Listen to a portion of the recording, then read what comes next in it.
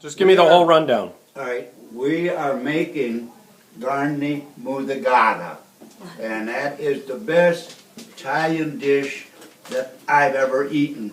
And it's delightful, and I'm happy to be able to put it together, come here, and enjoy it. I know Steve is an expert today making the same thing I'm making now.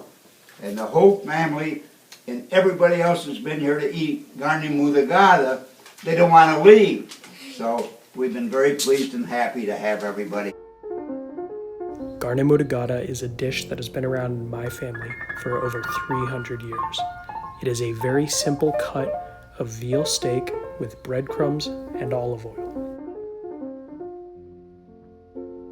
As you can tell, the dish is something I have grown up with all my life, and I've learned of its importance as not only a dish for family celebration and gathering, but also a dish to commemorate one's life. The main reason this dish has persevered throughout generations of my family has been because of its price. Both my family in the United States and in Sicily have historically been very poor, and this dish served as a vital way to not only gather the family together, but to provide a meal that was incredibly cheap. Charlie, how old are you now? I am 86, and July 14th I'll be 87.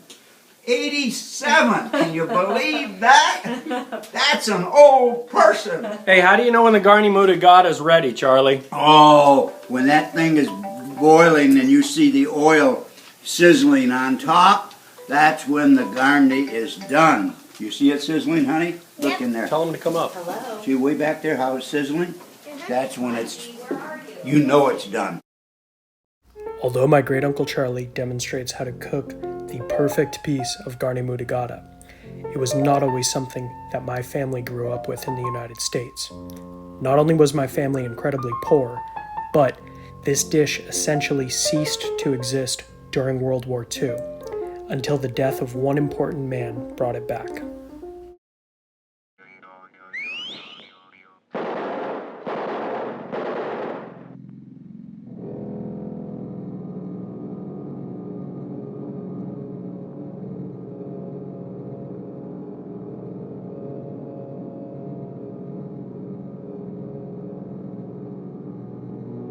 L'anno 1950, il giorno 5 del mese di luglio, in Castelvetrano, nella via fra Serafino Mannone, Cortile de Maria, esiste un cadavere di sesso maschile.